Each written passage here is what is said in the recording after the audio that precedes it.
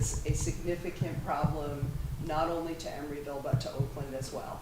And to pass up the opportunity and the support of Target, of Oakland, of the neighbors, I think is pretty short-sighted, but that's why I'm here.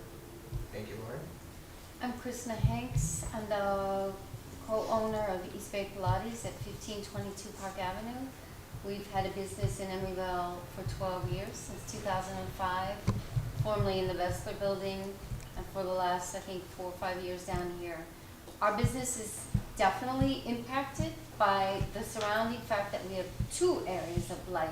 We have the area that we're talking about with the dog park, and we have the Sherwin-Williams blight at the back, and we are at the end of that Park Avenue street. So we get the action, not in a positive way, from both of those areas.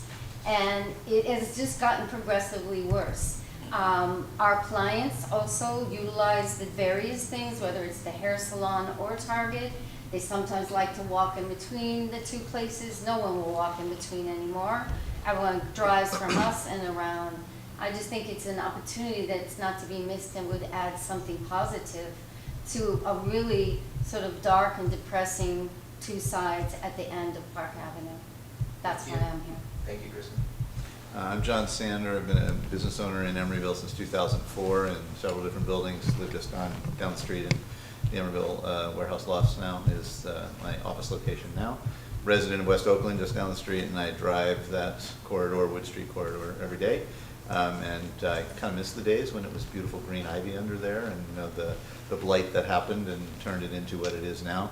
And thought actually the dog park was an approved thing and was very much in favor of it, and was saddened to hear it go away. And like Lauren says, I think the activation of a property like that under the maze is a brilliant positive use to help deal with blight and help better the overall area. So we'd really like to see that, see the city take action and make that happen. Thanks, John. Patty White, pretty much everything he said. I also work at PH Productions just down on Park Avenue. Also live in West Oakland and drive the same corridor on a regular basis and have seen the same changes over the past 13 years. Thanks. Aaron Feeney, I'm also a resident of the Park Avenue district. Thanks, Amy. Ken Bukowski, a former council member, videographer, and support the dog park. Great. So what I thought we'd do is just so that, because I'm not sure what everybody's familiarity with all the parts of the project and the issues are, we would just take some time and go over some of those pieces of information and take questions that you have about those details before we then start discussing opinions, questions, views that we have. My ask is going to be this when we get to the passing of the microphone around. This is an informal meeting, so I'm not going to put a clock on people to speak. That's not really the purpose of this meeting, is to hear you. That being said, we have an hour of time together tonight. If we need to go a little bit longer, I'm going to try to make that possible for everybody. So I would ask a couple things. One is if you could self-regulate on the amount of time you speak, just so that everybody has a chance to speak with that in mind.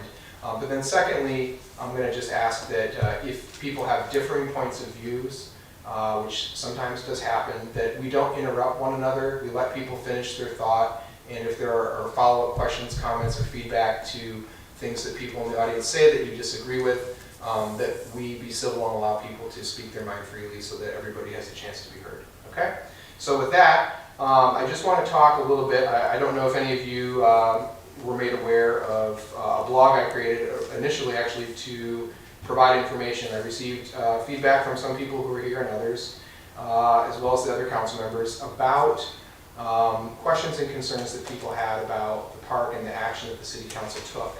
And so what I wanted to do was to provide you some just baseline information about the information that the city council receives from our staff and the contracted parties that we have here with the city that raised a couple issues for me, and speak a little bit to the role I have as a member of the city council and where I came from when I asked that we make some changes and that my council members agreed with, okay?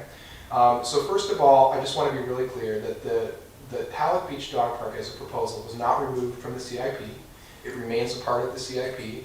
The action that the council took And so for those who aren't familiar, I'm not going to spend a lot of time on this, but the CIP is a large list. In fact, it's 86 projects long, and it's a list of capital improvements that the city of Emeryville has planned to do at some point in the future. And we fund them on a cyclical basis so that we can take a project off the list and complete it for the community.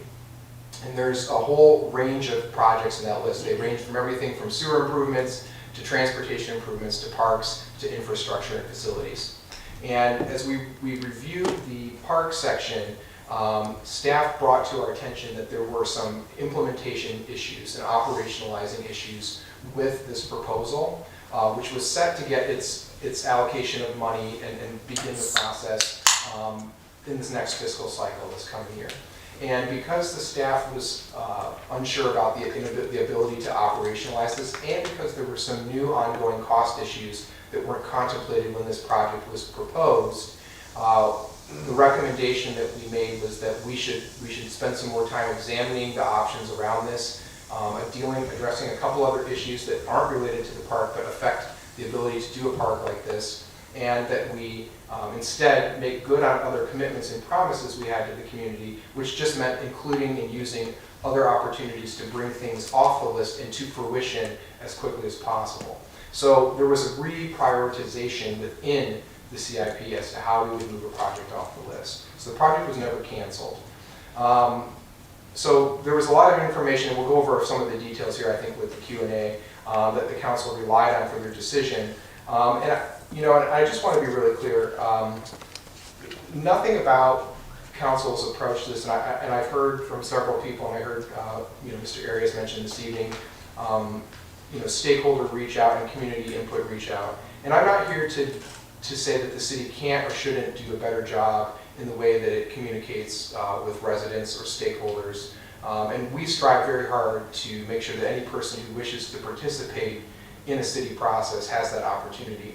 Now, I'm not a member of any of the committees that heard this matter, but as someone who is a dog owner, who lives on Halleck Street, who has built a dog park before actually, I took very seriously the concerns that people raised and the feelings that people had that they hadn't been heard, and that's why I convened this meeting this evening, so that you do have a chance to be heard. That being said, there is a process that we use to invite the community to provide this kind of input to the people who make the decisions and recommendations that we receive. So committee meetings are and were held for a number of months that involved parks, that involved public works, and involve the Piedmont Animal Control Services folks who come in and they provide that information, and the public is encouraged to come and share their input and feedback, which I'm expecting most of you to do here this evening. So that process remains open, and if there are suggestions as to how city staff could make that information more readily available or communicate that in a clearer way to the community, we're not opposed to hearing that, and that's why I've asked staff who participate in those committees to be here, because they ultimately implement how that goes. Beyond that, just a couple issues related to the property itself. The city of Emeryville, and I don't want a consumer evening with it, but I'm happy to take some questions if there are some. The city of Emeryville does not own this land. This land is owned by the city of Oakland. This land is managed and maintained by the city of Oakland. And Emeryville has never before, nor does it now, have any rights or obligations to maintain it. So we have to just understand, I think, at a baseline level that I know there's some confusion about this issue, and people feel that there is an obligation to this, but this is actually a pretty significant issue for several reasons. Because it's not owned by the city of Emeryville and we do not have any legal rights to do something about it, it doesn't mean that Oakland wouldn't be willing to partner with us. And I've heard some people say that, and I don't disagree with that actually. There's actually additional challenges by it not being in Emeryville. So in speaking with our animal control services, which are provided by Piedmont Animal Control, and the city of Piedmont and the city of Emeryville have a contract with Piedmont Animal Control to provide joint animal control services. The city of Piedmont's police chief does not wish to expand this contract. It's a shared cost between the cities. And because our service area under our contract is limited to the city of Emeryville, expanding this contract will increase costs significantly actually, because Piedmont Animal Control will not simply service the location where the park is, they will be obligated to service West Oakland. And they do not wish to undertake serving West Oakland. So we are in a situation where, and this is just one level of the issue, we're in a situation where the city of Emeryville, under current financial agreements we have, gets service to the city of Emeryville, but the service provider we have will not service outside the city of Emeryville for us. And they've made it clear that it would require a new contract negotiation, and our partners in Piedmont are not interested in doing that. And so that would require us to then potentially even bear a whole contract. And that is just one layer of where this issue goes. The police department expects that we would have to add a police officer to respond to additional service. That is not a budgeted item for us right now. And the cost for one police officer is about $180,000 a year. Additionally, Public Works has staff to assist in the provision of Public Works maintenance and services across the city of Emeryville. Public Works does not have the staffing to provide additional services to this location. You may disagree with me, or you may not find it to be the most helpful information. I am sharing back with you the information that we receive as council so that you simply have for your benefit the same information we have. Okay? John, can I ask a question? Sure, go ahead. So, correct me if I'm wrong, and I don't know, Carolyn or Maurice, if you know the answer to this, but as far as I know, OPD and OPW did not clear that space. You guys did. Am I incorrect about that? I'll ask Maurice. Clear the space? When there were campers there? Public Works, Emeryville Public Works did not. You did? It was not our city, no. So, Thank you for the clarification. No problem, thank you for the question. So we have, and the reason these factors are important is it goes to a bigger issue that the city of Emeryville is going to be addressing very soon. So I sit as chair of the city's budget committee. And when I was elected, one of the things that was important to me as a candidate and remains important to me today is to be a good steward of your money as taxpayers in this city. And currently the city of Emeryville is facing a $1.2 million budget shortfall in its current fiscal year. We have $1.2 million of money that we do not have for currently allocated expenses. And so the budget committee has been meeting regularly, and we will be reviewing this with the city council in coming months, how to close that budget shortfall. And doing that will require some very hard decisions, unfortunately, by the council, but it is a necessary part of what we do as balancing budgets as a city council. We have to do that by June 30th. And as you know, I think Carolyn would agree, the initial information we've received from staff is that without certain structural changes to how we do our budget, we are facing a $2 million shortfall next year. Okay?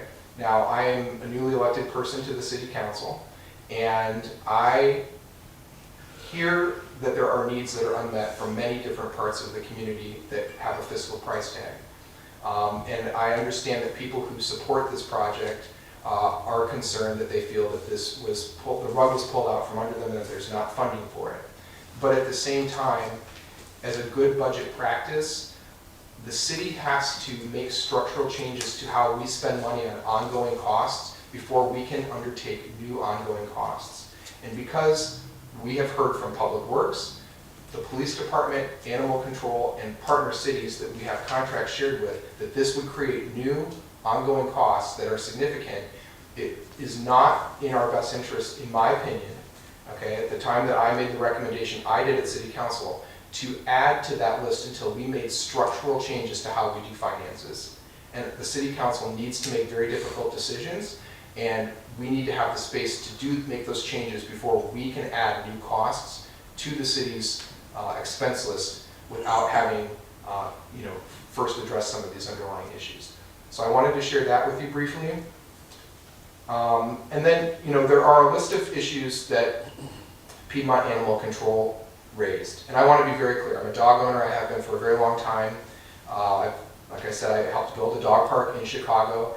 I don't necessarily agree with all the things that are spelled out here in terms of the severity of the issues that are raised here. I think some of them merit some additional concern and some thought, and I think some of them are legitimate concerns for our contractor to raise, and had I been at the committee, I might have had some very specific questions for them at that time. And I'm sure some of you will have opinions on the issues animal control raised. I'm not going to go through them unless you want me to, but there are some concerns there. So we have that issue as well. I'm going to stop there and just pause to take questions about the items I've identified so far as just kind of the framework for the discussion, and the things that we face as challenges. And if there are clarifying questions, I'll deal with that. And then I just want to do a couple quick polls of the audience on an item, and then we want to get your ideas. So I is there? would like to address the last thing you just Sure. stated about the Piedmont control. Animal control, yeah. If you're not going to read those to us right now, where do we Oh, I find the could- information? Well, so that's a great question. And I don't So- want to waste it. I mean, I honestly don't want to waste the time right now because we're cutting down on it. But I'm going to give you as much time as you want. How about that? So if you want me to read them, I'll read them for you. I honestly, I don't think that's necessarily, unless there's some glaring one that you. How about I do this? I will summarize them in bullet Okay. form, But I okay? would also like to know where this information can be found, because in all honesty, Mhm, but for the fact of Rob's evil eye and being a neighbor, mhm. I would not have any part in any of this. Not because I don't want to, but because I Right. don't know anything about what is transpiring. Great. So let me answer that question first. So there's a couple ways you can get this information, both now and going forward. First, the city website. We post on the city website under our local boards and committees page. We have information related to each committee agenda. The minutes of the last committee meeting are posted there, and the audio files for all those committee meetings are posted there as well. So you can always get it there. As I mentioned, I created a blog, and it has an entire post dedicated to this information in detail. Although it was not the obligation of anyone in this room to share that, I have a limited audience probably, and so if you wish to subscribe to that blog or go visit that page, you could get all this information that I'm providing you now at that place as well. It's my first and last name, so it's John Bauters, which is on that little name tag, I think, .wordpress.com. So I post on a number of items and will continue to do so. But let me answer her question, Rob, before I continue, please. Thank And you. you put that on Evil Eye too, his blog. Did you not put a link? He did not, but that's his Oh, choice. That's his somehow I blog. had seen one. I'm working on follow-ups. Okay, yeah. So let me just go over real briefly some of the points. One is that the Piedmont Animal Control, I already kind of mentioned the legal issue with the park, and so they don't want to service an area that's not there. They identified the cost issues related to doing this, and they noticed it also relates not just to cost but to bites. The reason the area has to be expanded is because if there's a bite incident and a person leaves the park with the dog, they have to go and find the dog under the way that system works is what I understand. And so they have to service West Oakland to find dogs that would potentially cause a bite.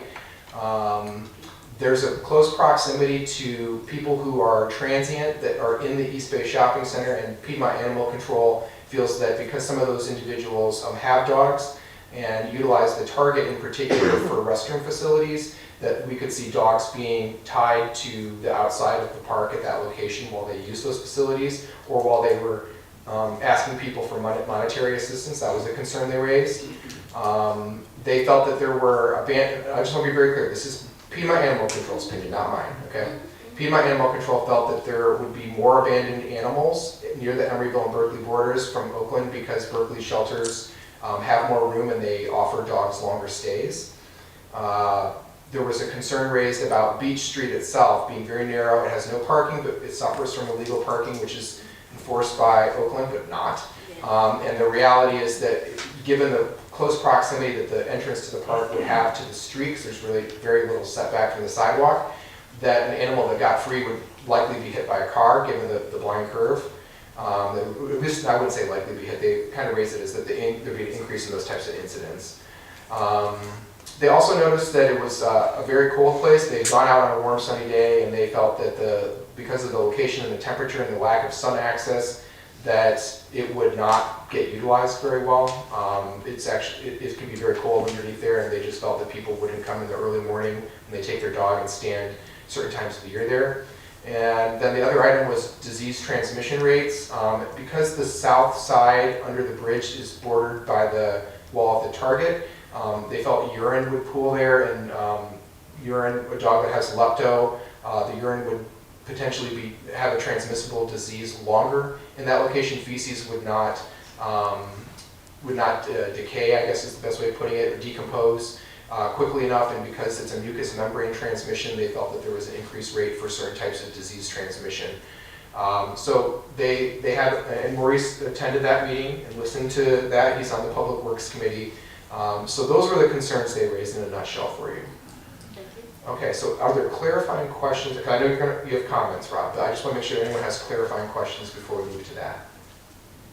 Nobody else has clarifying questions? Okay, so I want to do a quick poll on just well, you know, I'm going to wait on the poll and hear you first, and then we'll do the quick poll at the end. Okay. I mean, I have, what time are you plan on finishing tonight? I'm sorry. You know, my goal was to stay till 7, and so let's see if we can go till 7. If I need to add 10 minutes, I want to respect staff's time, I'll add 10 minutes, but I'm not going to, this will not be an all-night session, just staff is here. So. And if people wouldn't mind stating their names when they speak, I've written the names down, but it'll help for the recording. Yeah, thank you for that. Okay, go ahead. Rob Arias. I mean, I have several questions, and I'm going to try to work them in based on priority, but let's start off with this resolution. Can you use the mic? Hello? That's better. So you should talk closer to it. The 1994 resolution is kind of what the entire staff argument rests on. Two independent people that I've shown this to aligned with me that it was Emeryville's maintenance responsibility. I'm going to read it to you right now. The city of Emeryville also agreed to maintain the Bay Shell Mound project property in the city of Oakland in perpetuity. I talked to a Caltrans representative. Yeah, I would interpret it that Emeryville should maintain that area. I talked to a planning commissioner at the time, said the same thing. So about a year ago, I reached out to the city attorney, did not reply to me. I followed up 5 times, did not reply to me. He did not reply to me until, I think, just a couple months ago. 8 months without a reply from the city attorney. And it's my understanding that he's not obligated to reply to residents. He needs to get clearance either through Carolyn or through council. But can I honestly get an objective answer from him? Because it is his duty, as was explained to me, to defend your decisions, defend staff and council's decisions. So can I get an actual objective answer from the city attorney? Well, can I try and answer your question a different way if it's okay with you? So let me give you the information, because Carolyn is going to assist me on this one. So in preparing for this meeting, okay, I want to just spell out for everybody's benefit some things that in preparing for this meeting I identified that, to your point, Rob, were not done for you the best way that they should have been done, okay? So first, to the attorney point, it is true that the city attorney's role and responsibilities are to advise the city council and certain department heads and the city staff. The city attorney and I and the city manager, we had a meeting after this vote came and we heard from the community about providing additional information to the public about the legal reasons why this park is not situated in Emeryville, okay? And it was made clear to me, and I'm satisfied, that the role of the city attorney is not to provide advice to individual members of the public, okay? Now, that being said, I really pushed, and I know you weren't satisfied with it, but I really pushed the city attorney to provide you that response that you did get. Because I'm aware, I saw the emails you sent. It was a very dismissive response. It was like, oh, that's what staff said. It was not a thorough answer. Well, let me just, I appreciate your position. The city attorney, his position would be that his role is to provide information at the public hearing when it's requested. And so his statements at the public hearing were that it is located in Oakland, it is not Emeryville's responsibility, it does have these additional operational and cost issues. Now, I understand that you wanted a more thorough explanation. The reason the city attorney does not give individual members of the public a more thorough explanation is partly for liability reasons, partly for the fact that he's not contractually obligated to represent you as a member of the public, but understanding that you have and he did, and staff did, I just want to say, staff did provide answers to you over time that did say, this isn't located in Emeryville, it's not our responsibility, and I understand that you wanted a more specific explanation. So when I went back and I said, well, what have we provided Mr. Arias, and what has he received? If you don't want to, and I get why you don't want to provide him a full response, that's not how it works, but at least give him something. I was, provided the documents, okay? And I saw that you had an email exchange, and we went over this late last week. I saw that you had an email exchange with the Public Works Director a year ago in which he explained to you that the city of Emeryville has never owned the land, it doesn't manage the land. He didn't reference this document. I'm getting there. And he advised you that you could request copies of documents. And at that time, the interim city clerk provided you with a couple documents. Now, I'm going to let the city manager speak in a second here as to what happened, but you were not provided with one of the documents, okay? And that is this, and I wasn't on the city council at the time, but I'm still here apologizing to you, okay? I don't apologize for that. I'm going to, no, Rob, I represent the city of Emeryville, and I'm apologizing to you for that, okay? And so I have already told staff that that additional document is to be made available to you as soon as this meeting is over, and I will send it to you personally this evening, okay? Now, that document is right here, okay, my copy that I got, and I've gone through it with the city attorney, okay? And what you're holding is the addendum, and all that is, if you look at the bottom of the last page, it's not a signature page, that addendum changes one sentence in one paragraph. It says recitals, and it says this paragraph is amended, paragraph 2A4 is amended, okay? The actual memorandum is here, and you received just the amendment to paragraph 2. So you are relying on some statements, and I understand how you've interpreted them, and I appreciate that that's where you're coming from. But I have gone over this in some great detail with the city attorney, and although I am not the city's attorney, and I am an attorney, I am very, very satisfied that his advice is correct. And I don't want to belabor this, but I will just tell you that provisions in here make it very clear. I'll just read a couple of them, because it's not I'm not going to read this whole thing, it's very long. But I'm going to give it to you this evening. Emeryville shall be responsible for maintaining in perpetuity all grade-separated roadway assessment district improvements, which include but are not limited to the systems, deck, resurfacing, landscaping, and other improvements, whether or not located in Oakland, made pursuant to the authority of this memorandum of understanding. And at the beginning, it says the Emeryville City Council desires to undertake appropriate special assessments for improvements described in Exhibit A. And when you go to Exhibit A is the road and the bridge only. And when you get later in the document, it includes language that says the grant of extraterritorial authority to build this bridge in this memorandum of understanding is not to be interpreted as authorizing any changes in the corporate boundaries of the cities. Nothing was changed by the way this was done.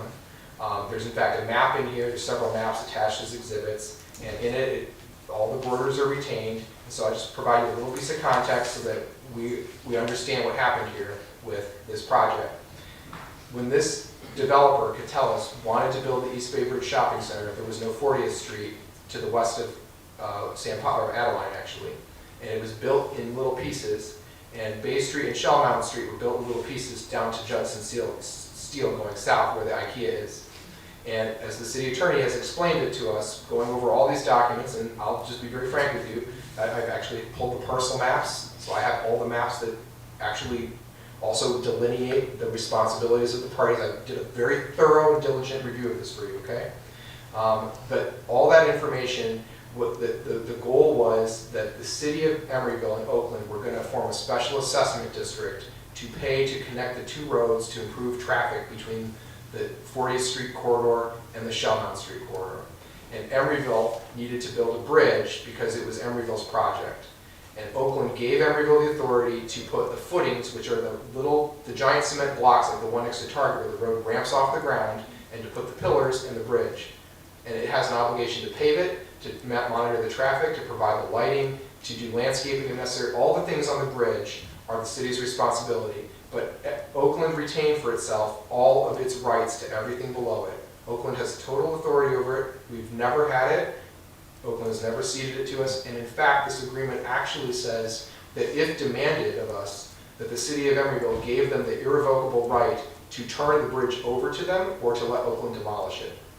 So Oakland can do whatever they want with it. We have, if they send us written notice in 30 days, we have to give it to them. But that's not gonna happen, obviously.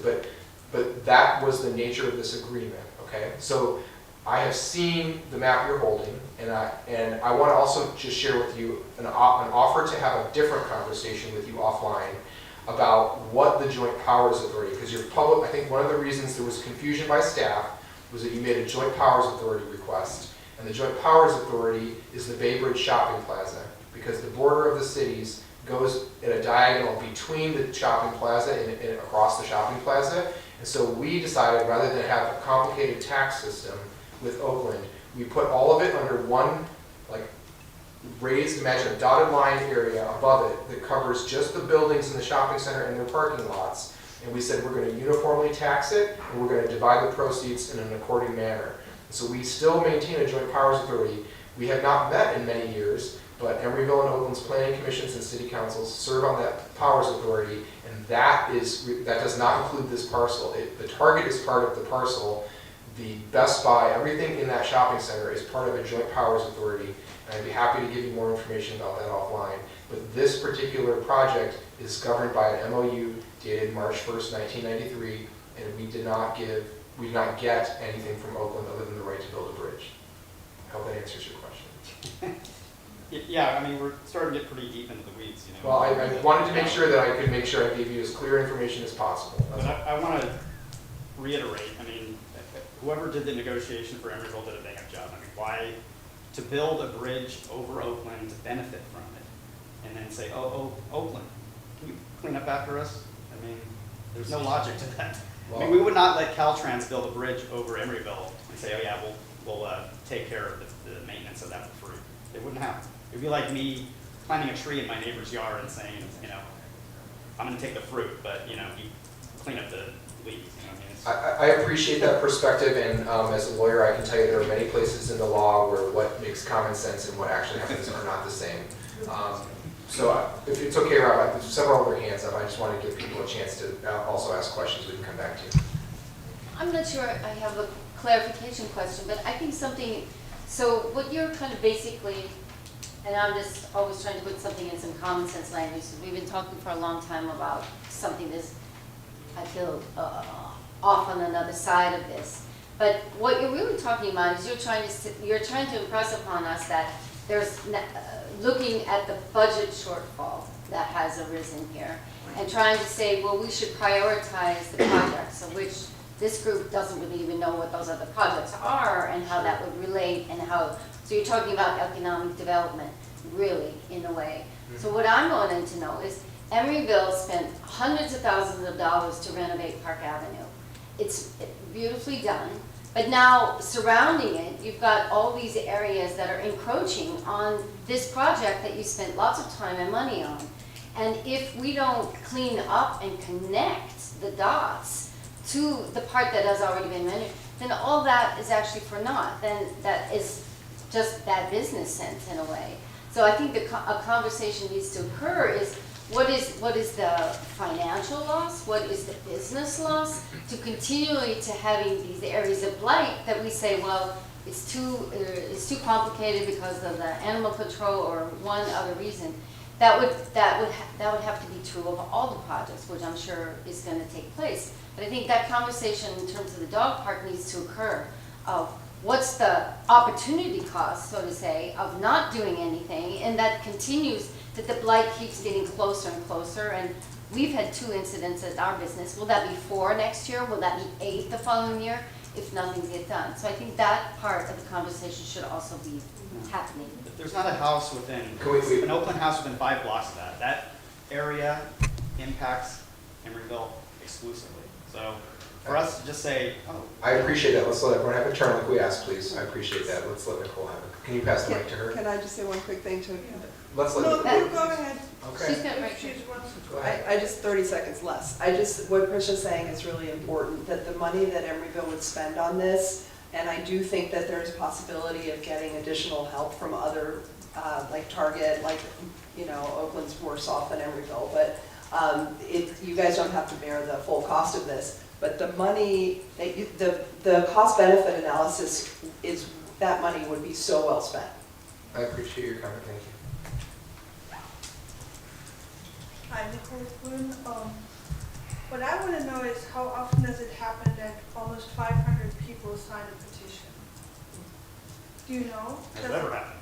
I mean, at Emeryville? Yeah. I don't know, I've only been here for a few months, I don't know. Well, does it happen a lot? I don't think so. And I think the real frustration is from a lack of communicating. And I understand that you say, well, we don't, I don't remember what your argument was, but I would think that if I was in charge and I had 500 people sign something, and then I decide, maybe for really good reasons, to delay something, one way for me to avoid conflict is to be proactive in my communication and to say all that information is out on the site. I go on your site, you know, the blog I like. The blog is easily written and understandable by normal people. To read those minutes or to listen to audio is a lot to ask of people who have you know. And so that is my biggest gripe with this, to say you have 500 people, you have a community that really wants something, and then you say, well, you know, we didn't have a way to maybe communicate better. So. Just real quick, Nicole, I really appreciate what you just pointed out. Staff, the city clerk's office was very prepared and wanted to reach out to all of the folks on the petition, but unfortunately the petition did not state the position that the people were taking. In other words, the position statement was not there in the petition. Oh, okay, so Yeah. the one that we saw that was presented at the council meeting, it included names. There were no addresses, no phone numbers, no emails. The city clerk and I sat there in her office trying to figure out how we could utilize the list for outreach, whether it was for this meeting or for any other communications. The first thing that the city tries to do is any list of people that have expressed a common interest, is that we try to use the list for those who are interested, at least that we get the information out. So if there was any way to take that list, it's very frustrating to get names and nothing else, but we would, of course, we're happy that you're signing in today. We're hoping that everybody does include your contact information. You will then hear from us anytime there's a meeting that comes up. But if any of that had been provided, we would have used it, and it's not too late. And that's great to hear, and I think one easy way is how many regular readers do you have? 3,000 or so. I mean, we have tools here. You know, there is a. I don't think not many other communities have such a cool tool that shares actually really things that are easily to understand. But I don't want to take up more time. I understand there are more people who really want to talk to the issue. I appreciate your comment. Can I clarify that? There was two petitions. The initial petition to support the project, to have it funded, which was a year ago, that's the one that received 473 signatures. Those emails you should have, because those went directly to the council, and I don't think Sherry was on staff at the time. I was only aware of the petition that you recently submitted that had a couple of hundred names on it with no contact information. Yeah, so that was about a year ago, We and that's... did request the information. If it could have been presented, provided to us, we did request the information, and we would have used that. From whom did you request that information? We asked Rob, and Rob told us he would not I share it. said I would pass it along to them. I didn't feel comfortable because I didn't tell people I'd be giving their emails to the city, so... I mean, is that... You made an effort, that's all I'll point. I respect that you wanted to protect the information of people who had not consented. I absolutely respect that, but just to explain why we did not have direct emails to reach out to all these people, we tried to get it, that's all she's saying. Ray, you have a question? Thank you. For the record, Ray Kidd. You presented some obstacles, and I appreciate that, I think this is an informative meeting, and I've learned some things. But evidently, these obstacles are not total barriers, because you say it's still on the list, it's still on the CIP list, this dog park, and that you can foresee it in future years. So what I'd like to know is, what is it that you feel like, how do you see those obstacles being overcome when it's, and in what time frame do you see those being overcome? That's an excellent question. And so would people prefer that I let one other speaker speak and take the questions together at the end, or answer them as we go? I think let everyone speak first. I'll write the question down overcoming obstacles. Ken? Yeah, I'd like to suggest if we really want to get this done, that we just put together a committee, we start looking at the information, come up with a proposal, see how it can be funded, and then present that. Because if we just talk about logistics, we're not going to get anything done. But if there's a group of people that are really serious about this, get together, start meeting, look at the facts, come up with a proposal, and then we'll see where it goes. Because I think Oakland's probably willing to go along with this. So why are we sitting here trying to decide who's in charge of it and all the rest of that? Let's just come up with a proposal. Thank you. Does anyone else have a question? It's not a question. Lauren Westridge. I think I'm not a huge fan of more and more commissions, but I think Ken's point is well taken. But I do think that what you referenced earlier about the Beaver Emeryville Animal Control, that some of those things are a little bit far-fetched, and it would be appropriate to challenge them, because that's certainly not what they see at the dog parks in Piedmont, for example. And there are places in Emeryville that there are borders where there are dogs that, if they have to pursue a dog bite, they go into Berkeley, they go into Oakland. It's ridiculous to say that. So just say that. And I think, Ray's point is very appropriate, is to find out, you said earlier this didn't get canceled, well, it got defunded, which is in effect, a similar thing for the immediate term. For this year, it's not funded. So it's, put on the shelf, and hopefully it'll come off the shelf, but for now it's on the shelf. So I'd love to hear more to Ray's point, and to figure out, how do we get it off the shelf, and what do we need to do to make that happen, and to deal with some of the logistics issues, some of which are a little bit overstated, is a kind way of putting it. Anyone else have questions or comments? Yeah, go ahead. Lenny Farrell. I would just add on to Ray's point. I mean, if you're looking at the budget, and I understand you've got all these projects and you're trying to prioritize. To me, if I see, hey, we have a chance to make a space active, remove urban blight space with a functional space that's going to be pleasing for a lot of people in Emeryville, that cost benefit is huge. I mean, it makes Emeryville more attractive to businesses and residents, so I don't see how that wouldn't be one of the highest priority items in the budget. So, Okay, so I'd like to translate here briefly. So people are using the word clean to describe Emeryville as clean. First, before I get into this, I want to thank Councilmember Bauters for holding this meeting, and this meeting does constitute listening and conversation. So I appreciate that, Mr. Bauters. Thank you for doing this. People are talking about clean. Emeryville's clean, and West Oakland is blight, has blight. And so what we're talking about here is clean means no homeless people. Blight means homeless people. That's what people are mean when they say blight, homeless people.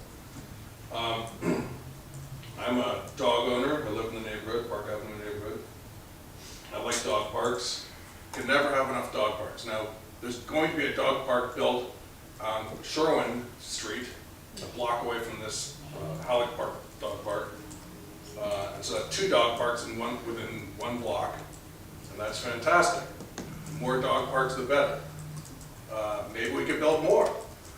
I think the city should consider buying Ashby Lumber, which is in Berkeley. We could turn that into an Emeryville dog park. We could where homeless people are, we could build dog parks to stop homeless people. And as a matter of fact, that's the derivation of this Halleck Beach dog park. Mr. Arias told the Public Safety Committee about a year and a half ago that he was concerned about all the homeless people in West Oakland. He wanted the Emeryville police to clear out the homeless people there, and then he was told that that can't happen. The Emeryville police are not going to do that. So that's one of the ideas. Do you have this on record? record? Rob, I'm sorry, I'm speaking. you know what, we've agreed to letting everyone, we let everybody have their say, okay? Let's let everyone have their say. I know you don't agree, that's fine. Yeah, it's a public record. It was a recorded meeting, so it's got a video recording, and there's minutes. Emeryville police are not going to be used to clear out homeless people, so the dog park could serve a function as a buffer between the homeless people in West Oakland and Emeryville, keeping Emeryville clean from homeless people. And I think it probably would be pretty effective serving as a buffer for keeping homeless people up. And so I think that Rob's idea is actually, it's well construed. It makes sense, has logic to it. I was driving down 3rd Street in San Francisco last week, and I noticed a lot of homeless people in an empty lot. Maybe we could buy that lot, have that be an Emeryville dog park. Wherever homeless people are, we could build a dog park. That'd be a way to keep homeless people out of Emeryville. Do you have other ideas, Brian? No, that's what's going on here. It's about homeless people. Why else have 2 dog parks right next to each other? I appreciate your input. I think we've heard you. Thank you. Anybody else want to talk? Do we have, no, I don't want to do it back and forth on the personal stuff. If we can just talk, if you have ideas or questions, please go ahead and share. Teresa Kalnauskas, and I'm just wondering, what does Oakland have to say about this? Has there been any input? Is there any hope that they would participate? And I thought there was some grant funding already allocated for this park, and I thought Target was on board, and I'm just wondering if you could clarify that. Yeah, there's a $25,000 grant. The park is about $300,000 in cost, and there's no actual commitment in writing from Target right now. And Oakland is there? Oakland has not offered us anything other than saying they would be happy to work with us to get there. And so it's not that it could not be done. It's that we have 2 separate issues financially. We have the one-time cost, which we have the money for. If we wanted to go build it, we could go build it. That's not the problem.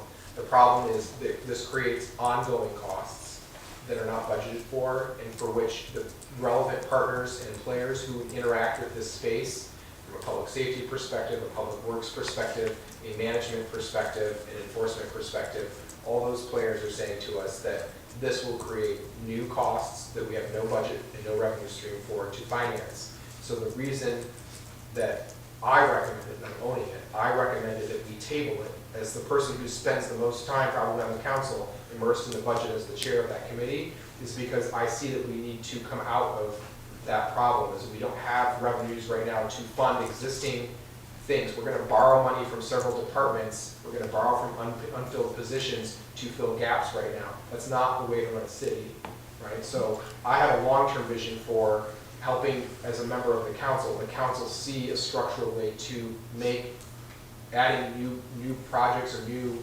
services feasible for us, but to add things that to build something that will have costs, and we don't have a capture of all those costs. We have people who are partners necessary to us telling us they won't agree to do those things with us. Not Oakland, but all these other partners. That's like the cart and the horse are backward a little for me. And so that's where I'm coming from. I recognize that everybody may not agree with me, and that's fine. But my duty to the city is to be cognizant of all the financial obligations the city has, all the projects and programs, whether they're an infrastructure project or whether they're a program that the city council adopts as moving forward, and to balance those things and integrate them into the resources we have. So I appreciate the questions, but that's the realities that I'm trying to help us grapple with right now from where I'm sitting. Now, was there another question in the back? I saw someone had. Can we pass the microphone over there?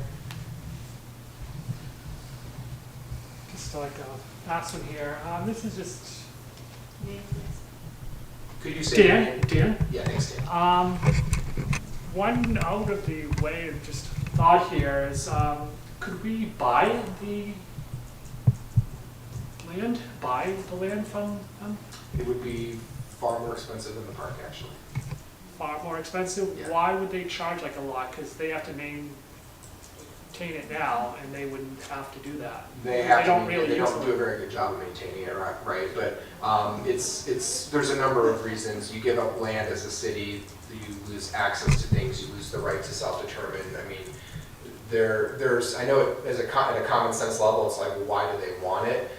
The truth of the matter is that it's very rare that cities just give land to other cities. Even that small kind of Yeah, portion, it's- could someone ask? I just to have say- asked this question to Okay, the city all right. attorney. Yeah, Okay, no, thank I you. appreciate the question, but All right. I've asked. It's not Okay, thanks. likely to happen. Thank you.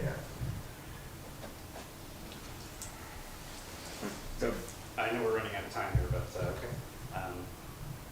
the biggest question to me in all of this, and that's something you haven't addressed, you didn't address in your FAQs, is A, I would like you on record saying, A, you still support this, and B, you're going to try to make this happen. It's one thing to say, oh, we just defunded, or we didn't defund it, we just delayed it, it's still going to happen, I didn't renege on my word, and then put a project in limbo that might not ever happen. So you, John Bauters, will you say, I still support this, I want this to happen, I will try to do everything I can to make this happen? So here's the thing. So It's a yes or no question. Rob, I'm going to answer the question, okay, without being constrained in how I answer it, please. So the reality is that no decision about how to manage a project is any one council person's decision. I'm asking you. I understand. If I could finish, I would appreciate that. I support, as I always have, bringing a dog park to this neighborhood. Okay?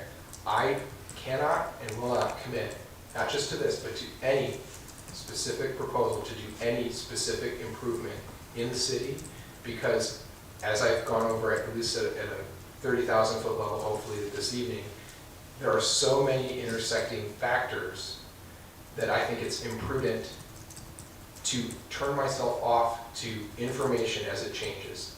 So I want to be very clear. When I was a resident, I signed this petition, right? Because I, A, believe in dog parks, B, have worked on them and wanted to see one come to the neighborhood for all the reasons all of you have made, okay? And met with me twice on this. And I met with you about it, right? And then guess what? Gave you recommendations. Can I finish? Sure. And when you get elected, you have access to things that you didn't have before. And it's a benefit and it's a burden, because unfortunately for me, I sit in the situation where I am confronted with facts I did not have when I was just your neighbor walking a dog who was very excited about this, okay? And I'm sorry, I'm very sorry to you that you want me to provide a personal promise to you to build this specific park. I'm not asking you to promise, I'm asking you, do you still support it? I support a dog park for this community in this neighborhood. I see a very significant challenge to building it in the location that you have moved this forward to this point. So to the questions I was going to place for this audience as a litmus poll, because I realize this is not all the stakeholders interested. Two questions. My first question, is it more important to you that the park be in the location it is, or if a city council member could find another location for a dog park that's in Emeryville, which would then necessarily avoid all the new costs that we would not have, would you support that?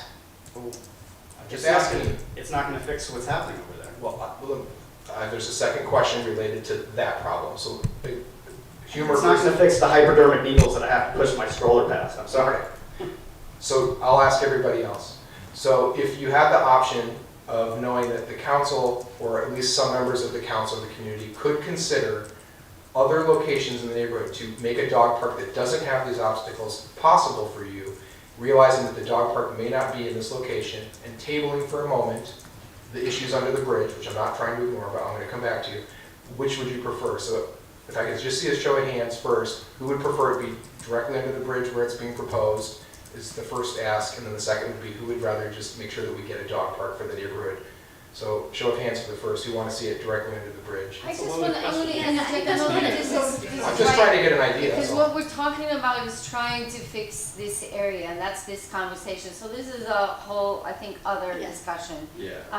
You Well, know, also, this is very specific to They're this interrupting area. each other, let her finish. This is very specific to this area, and this conversation should be about that area, that proposal, and that that is going in a whole other direction. And I think what I'm here for and combined is that specific location, what has been proposed there, what is a possibility to change and be a remediation of a blight area. Okay, so I'm hearing blight is the priority, is that the consensus? The location's blight, I'm just asking, raised hands, that the issue is the location more than it is the dog park. Because I'm trying to prioritize how we respond to this.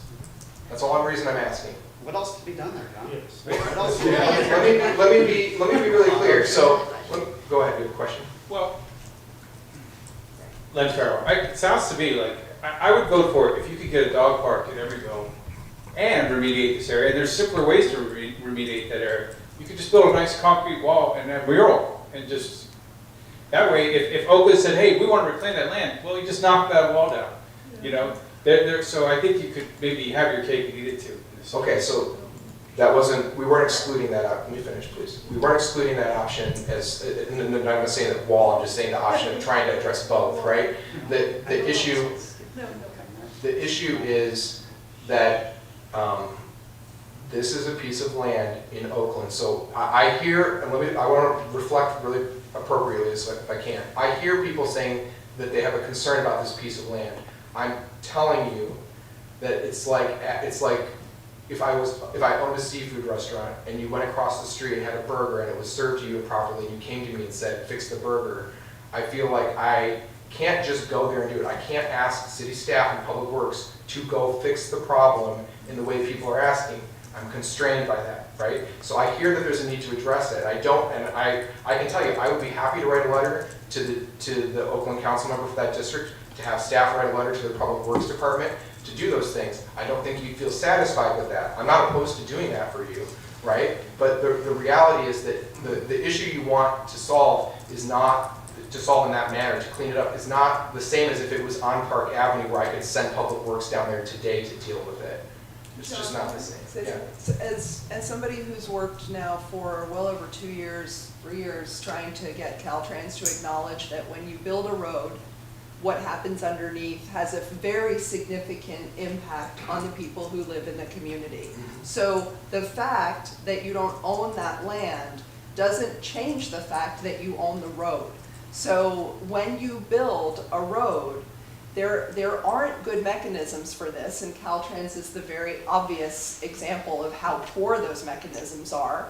I get that your legal requirements with the City of Oakland in creating, we're going to build this and we're going to agree to build this, didn't foresee or think about what was underneath.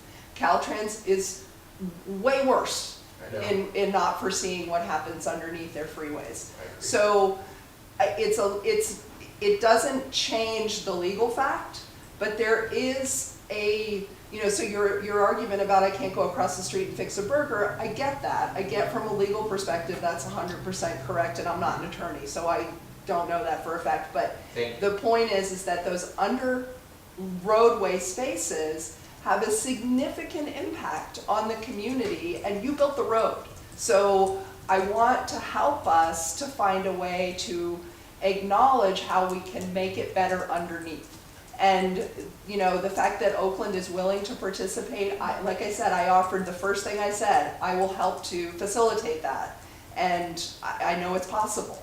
So it's an opportunity to activate a space that is hugely problematic. And I don't agree that it's about moving homeless people, because nobody lives there. This is about activating a space that is a significant problem, and it would be a huge win for Emeryville and for Oakland and for Park Avenue. So thank you, Lauren. I want to say I appreciate what you say about those points, and as long as we as a group can all understand, the bridge was agreed to back when I was in high school. It was built by people back when I was in high school, and whether or not they foresaw the need to do that, The city of Emeryville has never taken a responsibility because it was, as we just agreed, never responsible for this. And I'm hearing the community, we've evolved as a community, I'm hearing the community say that it's a problem for them, even though it's not ours. What I need people to understand in return as a consideration to the council is that when you've never been responsible and you aren't actually responsible, it is very hard to suddenly take responsibility, especially at a time when you are fixing a $1 million plus budget issue and say, we're now going to expend money. The Public Works Department is like cut thin to the points Krishna made. We've made some really good investments. I'm going to get you, Brian, don't worry.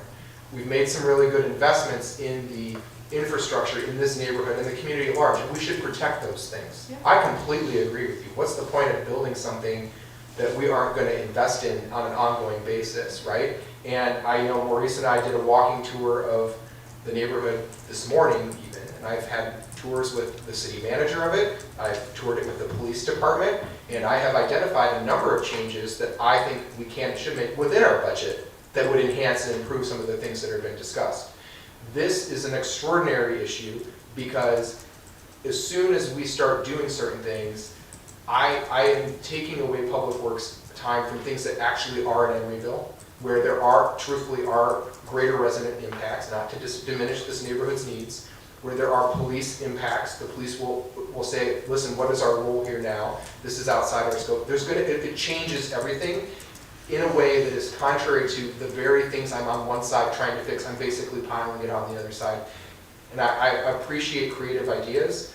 I'm not opposed to the questions that have been asked about finding a way to address this. And I think that if the community is interested in reaching out to Oakland and finding ways to have Oakland be a better steward, and we can find something to eliminate or at least mitigate the actual issues people have with the underpass area, I'm not opposed to any of that.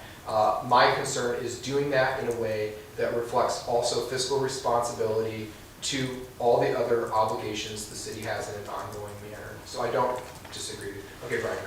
Well, I just want to say it's pretty clear. I mean, you asked us to vote, but nobody wanted to take the vote. I did want to vote. Okay, what's your vote, Brian?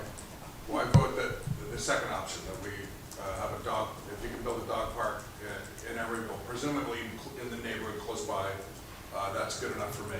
But the fact that there's great animosity towards taking the vote tells us very clearly, or we learned something very clearly, at least the people here in this room tonight, what they're concerned about is not a dog park, because we're going to be getting that at Sherwin, when they're associated with the Sherwin-Williams project. What the people are concerned about is blight, homeless people. That's what they're concerned about. The dog thing is sort of, it's tangential to the real problem people have here, and that's with homeless people. So maybe you should have another meeting, like how to deal with homeless people, and then we'll set the dog park aside, maybe, perhaps. We'll build a dog park at Sherwin-Williams and then deal with homeless people. Okay, Maria? Okay. The reason why I was uncomfortable in answering your poll was because it was a loaded question, in my opinion. Sure. Because it was, do you want to address that space? Yes, I do. Do you want a park? And you weren't specific of where that park, and I know you can't be specific, but in saying in the community, right, one of the reasons why I want it in that location is because I live right there. Now, if you end up, if I raise my hand and say, yes, I want a dog park, I'll go for option number 2, and then you turn around and build one down on 56th. That doesn't do me any good. If it was the same distance from your house as the proposed park, why would you answer the question? But you didn't say that, and that is why I would answer the question. Sure, I appreciate it. That's what I'm going to clarify for you. Trying to take credit for the Sherwin Park, it sounds like to me. I mean, you're trying to say, oh, bam, we've got a dog park over here, you know? No, I'm not trying to do that, actually. Okay. I actually, before this became a controversial item publicly, and I had received the information from staff within the 7 days before the council meeting and had briefed on this issue, I immediately began speaking to other stakeholders in our neighborhood about alternative options to do something. And I don't know that those opportunities will still exist at this point, but I'm not interested in pursuing them if the community isn't interested in them. That's why I'm asking the question. If the community is not interested in them, then clearly I can spend my time on other things. But I just wanted to hear from people whether it was more important to put a park in this location, which for all the reasons I've described have challenges, or whether it was more important to address the need for a dog park. And I'm not saying that the issues that people have with the conditions under the bridge aren't also concerns or things that need to be addressed. I just think that the two things have different tracks in the ability to address them, because some of those things, if you choose to solve the one problem by doing the other thing, I think you create time and fiscal issues that I can't promise, which is why I won't promise or commit to you that I will support that in that location, because I don't see a fiscal path to that right now, and I don't see an operational path to that right now.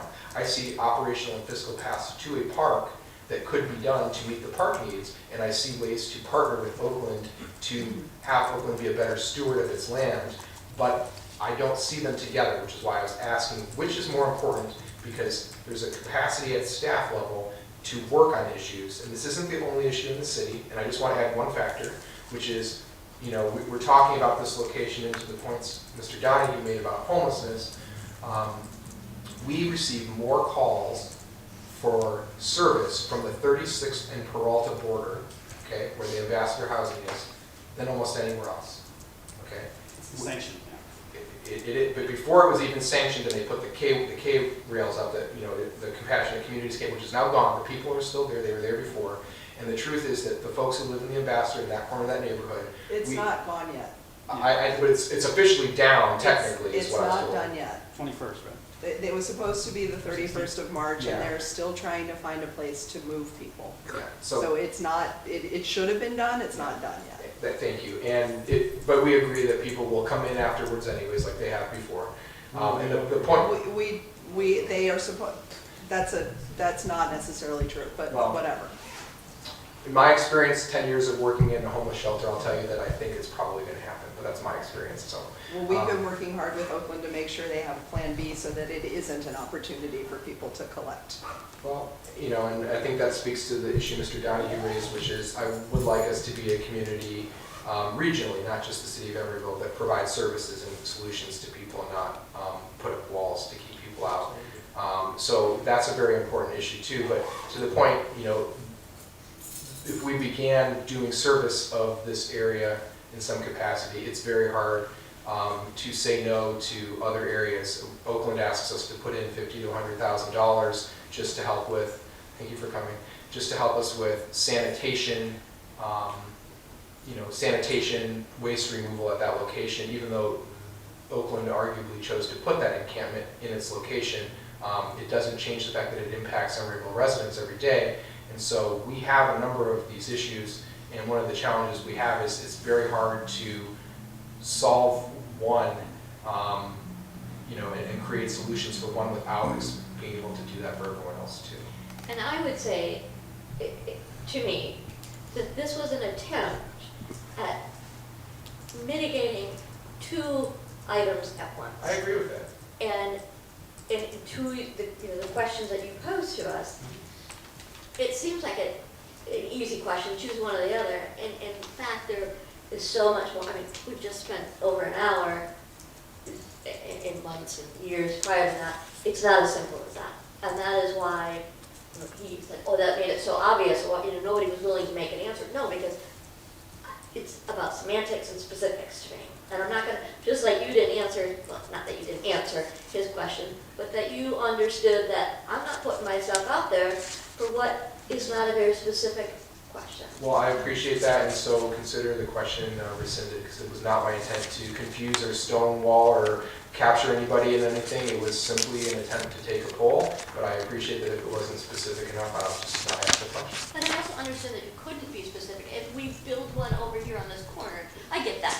But I wish I could, but I don't know, I get it. Vice Mayor Bauters. Yes. I kept noticing the gentleman. Yeah. Can you expand a little bit on the options that you were talking about like how to manage and enforce that law? Or you kind of like cryptically hinted at some things that you were talking. You had some ideas about Turk-related solutions. For under the bridge, you mean? Under the bridge, yeah. Oh, I was referring to, I had some ideas related to alternatives for alternative dog park locations, I think. Oh, okay. Yeah. So you still, so the. I've never not that'll supported be a dog okay, park. like, so underneath that lot will just continue to be unpaid. No, but you in terms said of we- management and We wondered this morning that you Yeah, guys that had you had some some ideas. ideas on how to. You said you had some ideas. Oh, so we walked the Park Avenue district to talk about, to Kristen's gone, but to talk to Kristen's point about general conditions in the neighborhood as it relates to the upkeep of the neighborhood and public works in existing budget items, doing things to improve within the city limits. And so this intersects, I just want to be really clear, it intersects with the point I was making earlier. I don't know if you had been here when we got to this issue at the beginning, but you know, the city budget isn't designed, or we don't, when staff presents to us, this is what it will cost to do this thing during a year, it doesn't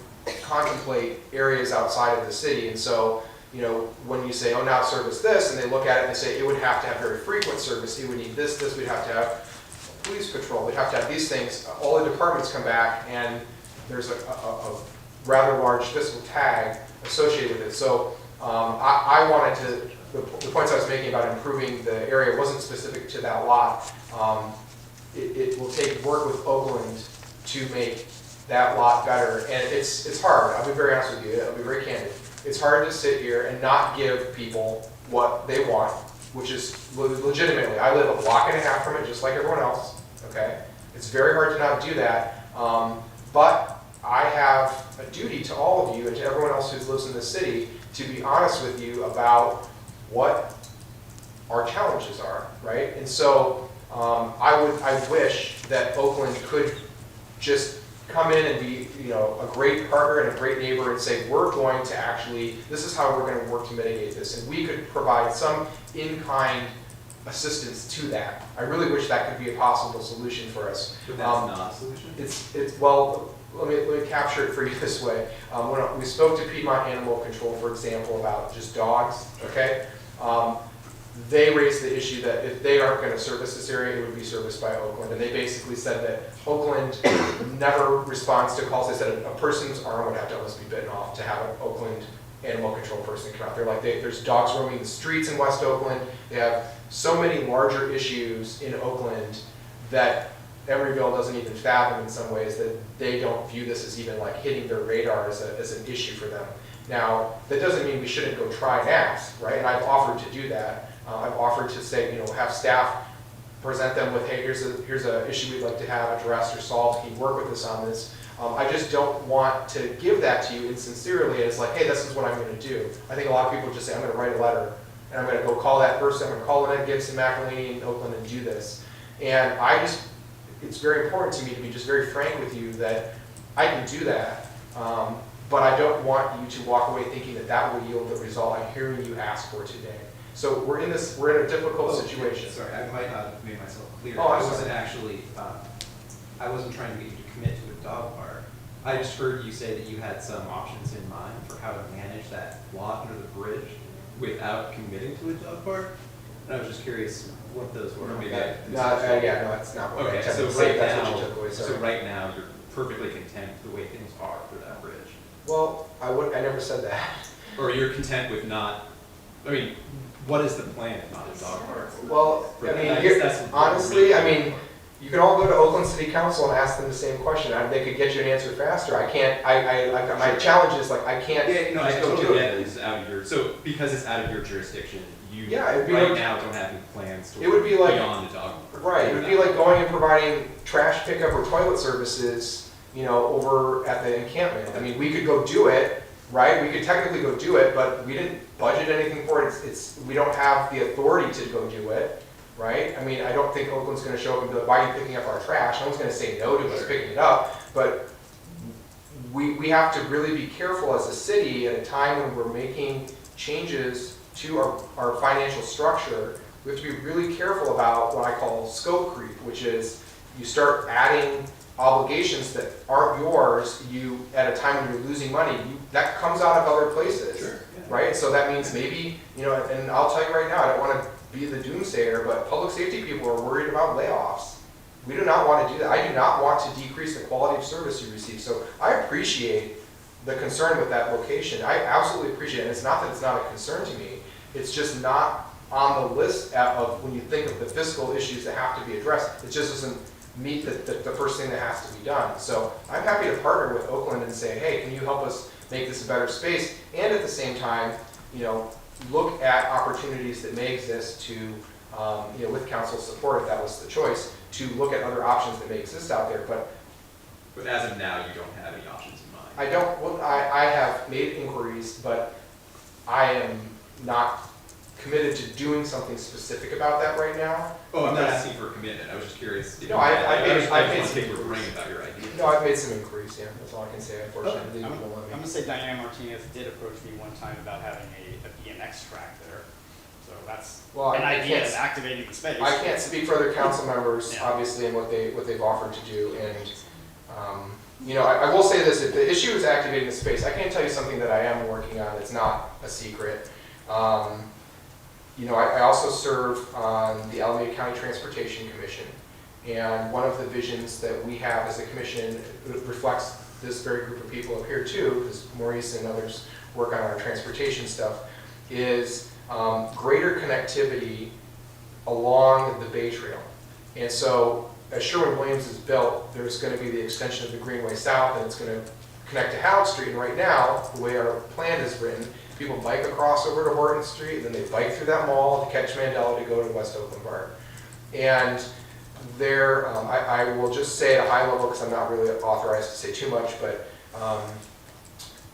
there's a proposed hotel for next to the Target, which I think some of you are familiar with, and that land belongs to Caltrans, ironically Caltrans. And I have asked the city of Oakland to not move that project through without considering extracting concessions from Caltrans about a bike cycle track easement under the maze to connect Mandela behind Target, so that people never have to bike through the mall. We could have a connection from West Oakland BART straight to our Greenway to go back there. And that would activate that space, because we would put bike controls along Beach Street and Halleck Street to make it more ped bike friendly. And there is a very serious interest in it, but like anything else, I gotta be very honest with you, it takes time to get the money. It takes a couple years to get the money. And so, you know, people hear an idea today, and without providing that context to you, you could walk away and say, well, he's looking at this, and then a year later, why didn't it happen? I mean, we just finished on Monday. I sit on the Planning and Projects Committee at Alameda County Transit. We just voted to which projects from the 2016 application period we were approving, okay? And the city now in a 5-year period will get money for certain transportation projects, like funding for Emeryville City and other things, based on an application we made in September of 2016, okay? So there will be another, the next period is next year, and staff and council and myself as the delegate to that body am very interested in putting the best proposals forward to do exactly what I heard people say. Activate spaces, make them bike and ped friendly, do things that even if we can't directly make a repair to that property or do something to that property, I can get Oakland to the table, because they are dying to have West Oakland BART be better connected by bikes, and say, let's do a joint application to improve this space this way through here, so that we have a constant corridor of people, which diminishes some of the concerns I heard raised tonight. So we are thinking actively about these broader issues. I don't want to sound like we don't have ideas, but to improving that specific plot of land, no, it's all the pieces around it that we can affect at a regional level that we are looking at. Lauren?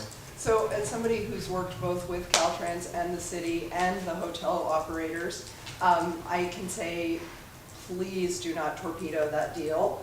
We're not trying to torpedo it. Don't worry. There's enough requests on them that adding another thing would make, it's a very constrained site. One of the things that we're working with them and with Caltrans on is to get Caltrans to give them a long-term lease for the adjacent parcel, which is under the freeway, so that they could build and maintain a parking lot and potentially a park. So we're doing everything we can, like I said before, to get Caltrans to acknowledge that when they build roadways, what happens underneath has a big impact on the neighborhood. Having that hotel there will be a huge benefit to the entire neighborhood. And those kinds of developments, when Caltrans is amenable, and we're pushing them hard to be amenable, allows for activation of sites that are otherwise really poorly managed and really poorly maintained. And I know that Oakland owns that land, and I just want to say one more time, and I understand the legal constraints, I even understand the budgetary constraints, but when we build roadways, to ignore what happens underneath is really not appropriate. And the city, not you specifically, but the city of Emeryville worked hard with Caltrans to get the Powell Street underpass fixed. So you know that this is an issue. So if there's a way to think creatively and thoughtfully about how we can fix a space that a road created a problem, there wasn't a problem there before the road was there, and to be thoughtful about that would be really helpful. And I know that there are lots of reasons why we can't, but let's think about some of the ways maybe we can. One kind of last thing. If there was like kind of small from here to West Oak, like we had. You use the microphone. Yeah, if there was like smog or something like that, West Oakland or kind of Oakland, I think, could say to us, clean this up or we are going to sue you. In the sense that homelessness, I kind of sympathize with everyone that's homeless. That is not like an issue, but all of the stuff that goes with it here that you don't see elsewhere. Someone that's 5 or 8 years old could walk by and hit their arm or something with the needles that I see, and then get whatever, hepatitis B or something like that. Thanks, Dan. Ray? Well, Use the microphone, Ray, just for everyone's benefit. Sure. Thanks. You've presented problems about putting a dog park in this site, and that obviously there are issues. But all of the problems you mentioned are all problems, most all of them would apply to anything else that goes in that space in terms of, so I guess what I'm hearing tonight is that you, not the council, but you as one council member, do not feel like Emeryville should take any initiative for doing anything with that parcel, except unless you're working with Oakland, and in that case, that leaves things sort of dormant because who's going to take the initiative to get things that process started? So I'm wondering, you see what I'm saying? If we leave the meeting right now, we're in the same place that we've been in for years. That nothing's happening and nothing's on the road to happening, and there's no prospect for anything happening. Well, so I'm saying, number one, Emeryville, I don't see you as one person who's on the Emeryville Council wanting to take any action on that parcel and presenting no progress forward on the parcel. Well, so it would be very clear, Ray. It's not that I don't want to see something happen, but as a council member, the reality is that it's not financially feasible, and because it's not in Emeryville, it makes it very hard to make it a priority right now. That's all I'm going to say. Well, what would make it a priority? How would it get to that point? That's what I'm asking. We would have to either structurally solve for the ongoing fiscal issues that we have and decide that we have revenues that would support a committed ongoing purpose for that, that we could finance. And additionally, the city, I think, on the whole, would need to decide that it's comfortable with spending resources outside of the city because, as I mentioned, alluded to at least, this is not the only location we get this type of request, and there are far more serious, I would say, and far more costly examples of this problem elsewhere. And so it becomes, if you were me, how do you explain to people with children at 36th and Peralta why you won't provide human waste removal? Oakland won't do it, perhaps, won't provide human waste removal across the street from where their children walk to school, but you can do this here. You see what I'm saying? Like, it just becomes it's a very, I don't want to say slippery slope and make it sound like it's a bad thing. I just want to say it presents a real challenge to how you manage the scope of your duties in the city. But I'm not hearing from you anything of how to address the challenge and how to get things moving off the dime where they're at now. Well, I asked a very unartful question earlier, which I think I was properly corrected with. And that question was, the priorities. And if the priority is the space itself and people just want the space activated, then we should have a conversation about that and focus time on that. If the issue is a dog park, which is what I initially thought the issue was, if the issue is a dog park, then I think we should focus time on that. But I'm not clear right now what the goal of the group is. I don't think you need to clarify. I think you need to have some process to say, okay, let's talk about the use for this land. If there's a better use for the land other than the dog park that arises in that process, then okay, go with that. But right now I'm just saying, hearing that Emeryville feels no responsibility. Going back to what Lauren said, Emeryville feels no responsibility for that, and they're going to leave it the way it is. So if something is going to happen, either it's got to start with you, it's got to start with Lynette McElhaney, the mayor of Oakland. It's got to start somewhere, and we're not hearing. I'm not hearing anything about what about how that's going to happen. So your point about it being a land use issue is correct, and land use issues always originate in the city where the land is situated. And so, I mean, I feel it's an Oakland's court. Well, I feel like if Oakland had a proposal for how to do it, and they were like, we're going to budget and do this, and they wanted our partnership in helping make that happen, that would be a different.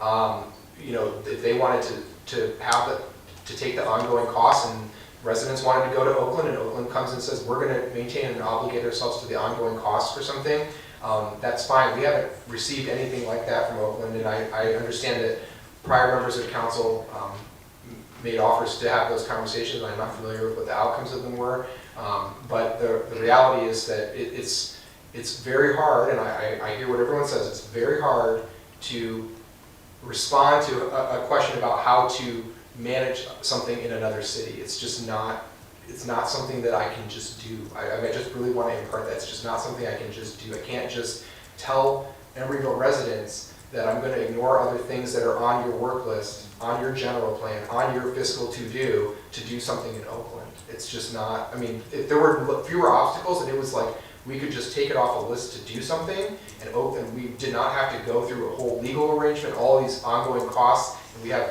our partners in Piedmont telling us they don't want to service this area and they do not want us to expand this contract. If we didn't have those types of obstacles in place, I could reconsider some of this, but I as one person, just knowing what I know about all the other issues in the city, just that's where I am. And so I appreciate your question. John, I'm going to read your 5 election priorities. Probably all too familiar. Yep. Well, I'm going to read the 4 of the 5. Public safety plan, parks and open space, transit infrastructure, and small business. This project would address all 4 of those in some degree.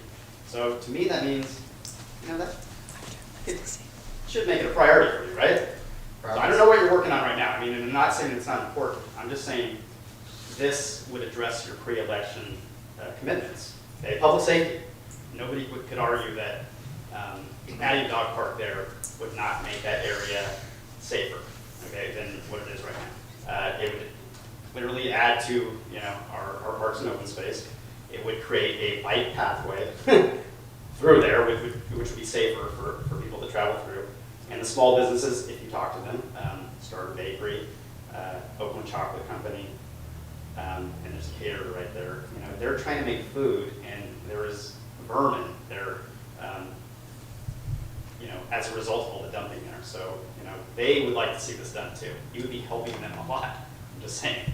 And I know there was everybody thinks that's Emeryville. I know that's not entirely accurate, but it is just not on the radar at all for Oakland. We very much think of this as the Park Avenue district. So I want to add one more thing.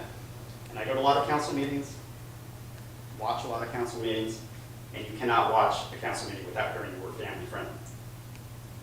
I'm your target market here. I'm a young family, okay? I got an 8-month-old son.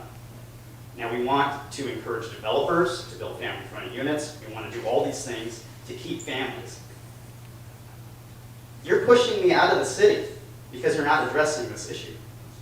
You think I want to raise my son around hypodermic needles? This needs to be addressed. I took my mom by there today, and she was just, it was deplorable, I'm embarrassed where I live because of this. I'm embarrassed for our city. And I'm embarrassed for the 500 people that signed the petition the 8 community groups that signed this, and just having the rug pulled out underneath them because they thought it was going to happen, and they did. And you were the one that brought it forth, so that's why you got to bear the shame. Okay? And you have political capital to use, but will you use it is the question. Okay? You can go to the other 4 council members and say, you know what? I heard what people said today, and I want this to happen. Help me make this happen. And you can make it happen. But will it is the question. I think you can. You have a question? Yeah, well, I want Can to you say, use the microphone again? how difficult would it be to accomplish a fence in that area? So, I can't understand you, sir. how difficult would it be to accomplish a fence for that space until somebody decides to do something? That would keep the people out of it. That's clearly an Problem, option. problem. It's clearly an option. Anyone else? Scott, did you have a question? Well, I just wanted to say the council has, we have done something, and we're planning on doing more in that space, in that we control the lighting underneath the bridge.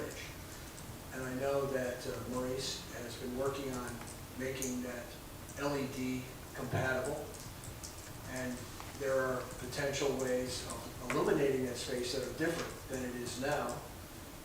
And I think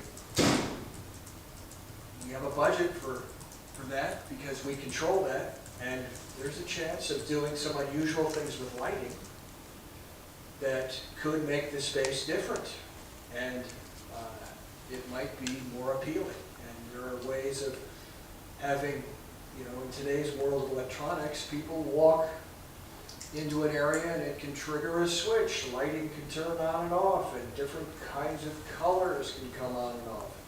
In other words, activating a space with lighting is something that we can control, and we're planning on controlling it right now. So it isn't like we haven't thought about what we can do.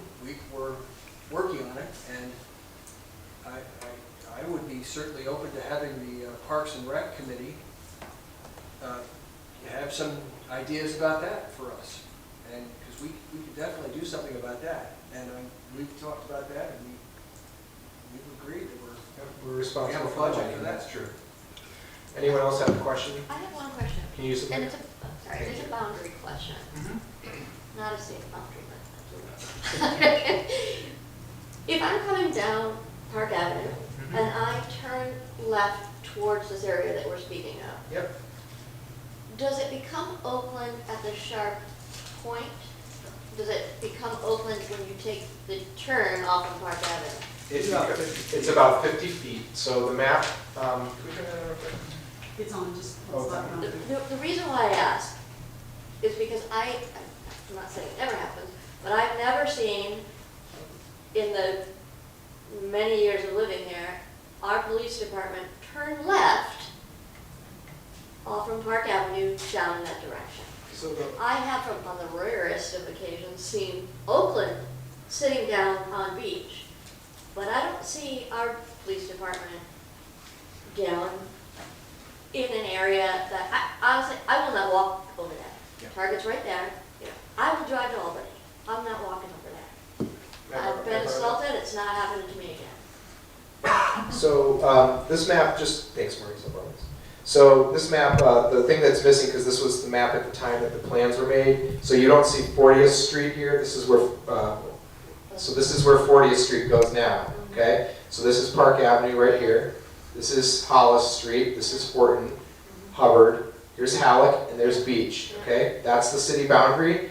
So when you get to the end of the big building that's right here on the corner, that brick one across from you guys, it cuts in the way the planning director explained how to draw a straight line on the boundary. You go, there's a little medallion supposedly somewhere right over here at the very south corner at the end of Park Avenue, and it goes all the way down. And if you followed this line straight through, you could draw, you could put a dot right at the parking lot of Doug's Barbecue, where San Pablo meets 36, and it's a diagonal line straight across the property. So then this area here, which used to be a bus yard, have a rail yard and stuff in it, this was developed as the JPA for the shopping center. That's the area that we have a special jurisdiction with Oakland on. So in other words, our police department could go down in that area and have a presence if nothing else. They actually ticket people on that street once in a while. Oakland PD or Emeryville PD can ticket people there. I mean, if there's an emergency, they don't service calls there necessarily, but they I'm can make talking a arrests presence. there. I'm talking a presence Yeah. is, anyway, okay. That was just So there's some gray area with the. Yeah, well, I mean, that's the thing. This whole, well, it's actually not that much of a gray area. It is, in essence, a black and white area. It's Oakland. And it has become a gray area because we've attempted to help or partner or whatever the case may be, and it's become this gray area. And I have a diabetic dog, speaking of, who needs a shot right now? Yeah, so unless there's any final comments, we've done an hour and 45 minutes, and I appreciate everyone's time and patience, but is there any final comment or question that anyone has? So what do you feel the next step is here? What is the path forward? I'm going to take the information, we've recorded the comments that people made, and staff will provide all of the feedback that you provided to council. So council will have all that information, and they'll get it hopefully soon. That's the next step. Well, when CIP comes up next year, do I have to coordinate a big stunt again to try to get you guys to listen, or? Rob, when the CIP comes up, just like this year, next year, any person who's interested in any project on the CIP is welcome, and not just welcome, encouraged to attend and provide their input at that time. But no commitment from you? I think I've answered the question. I didn't answer that. Yep, so thank you everyone for coming. Yep. Thank you.